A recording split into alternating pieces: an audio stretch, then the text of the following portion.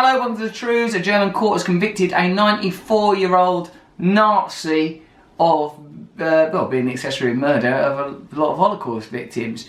And I suppose today the Trews asks, can we exact justice from a 94-year-old man? Let's have a look at it. Oskar Groening is probably one of the last Nazis alive to face justice. He's just been found guilty of aiding and abetting 300,000 murders. If you assume that we've negotiated about the Holocaust, as the Holocaust was one of the worst offences in human history, and one can only imagine the agony of people that have come from that line of terrible pain and what the consequences of all that pain in the world continue to be to this day. But what is this about? He's 94 years old, he's a frail figure, he's become more and more frail as this trial has gone on, and we've heard harrowing tales of Auschwitz survivors, many of whom travelled here specially to give evidence against Oskar Groening. Right, so suppose anyone who directly participated in it, you've got to say, well, you caused that Holocaust. But, I mean, well, it's a question, it's an interesting question, because does it mean that any of us that are involved in the crimes of the Iraq War should at some point be prosecuted for that? And certainly it puts Bill Cosby's decades-old rapes into a new light. If time is not a factor, if you say, look, no, time is irrelevant, they did those things, the suffering of the Holocaust is unimaginable, unforgivable crime against humanity, without this guy it wouldn't have happened, justice, then it's like, well, what about stuff that's happening now all over the world? Transgressions and atrocities that are happening now. Why wait till they're frail, doddering, sweet little old men? Let's get some justice done now. Groening didn't directly help with the killings at Auschwitz. His job there was as a bookkeeper. He effectively counted the money that was confiscated from prisoners when they first arrived at the death camp. You start to question the role that all of us play in various systems. Of course, when you hear that, it's just reprehensible, murder victims' money counted up.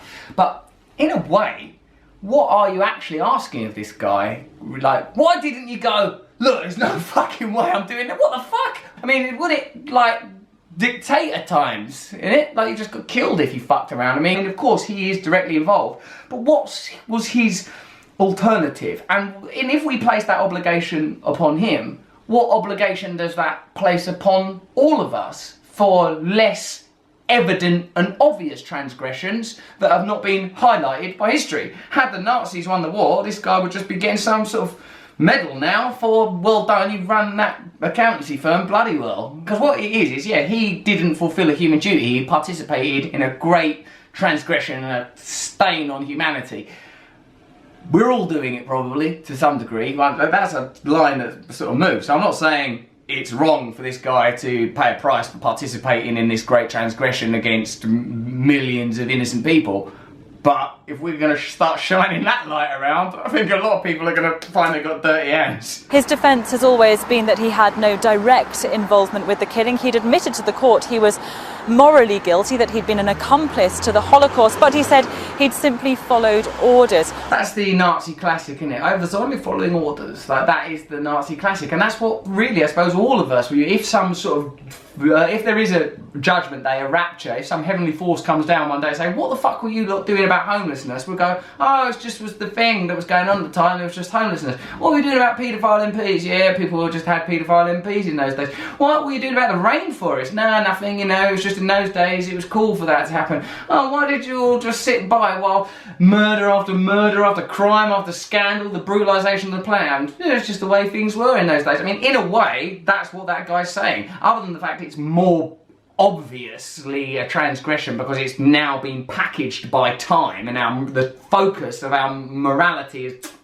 was disgusting, you know. But what are we doing now? That's how it's like. If this is relevant at all, other than as a gesture, then it's relevant to us. What's been unusual about this trial is the fact that whilst Mr. Groening wasn't actually directly linked to any of the killings, he was part of the Nazi machine, and that's why prosecutors here had argued he was guilty in law of helping to kill hundreds of thousands of people. If this has any relevance or any value other than a symbolic gesture, then it's relevant to us now at the time of hundreds of thousands of people being killed in corporate wars in the Middle East. I mean, how is it really different? Of course, it was grotesquely cinematic, the Holocaust, but like hundreds of thousands of people being bombed all over the Middle East. That's wrong, isn't it? People being murdered for like immoral and economic ends all over. What about what's happening now?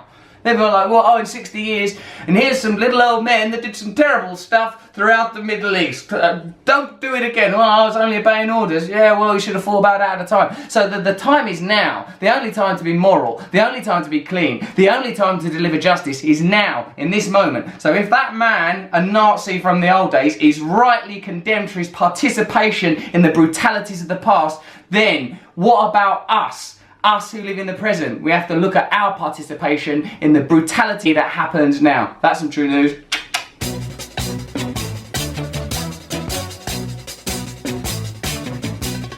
Nose is a tool that is abused to fool you and to leave you scared and confused. Trews is like the nose. If the nose was true, I want some trews. Let's have some trews.